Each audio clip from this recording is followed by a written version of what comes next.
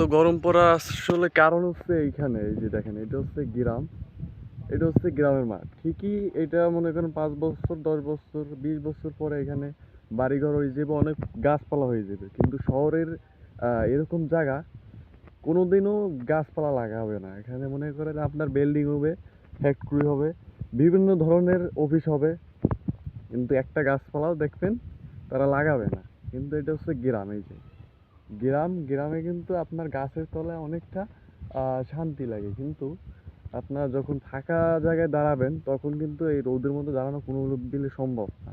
আমি কিন্তু গাছের নিচে দাঁড়াই আছি, এই যে গাছের নিচে দাঁড়াই আছে অনেক গাছ। কিন্তু শহরের লেভেলে আপনি এটা চিন্তা করতে গেলে দেখবেন এইখানে কিন্তু ফ্যাক্টরি উঠবে, কোনো একটা গাছ লাগাবে না।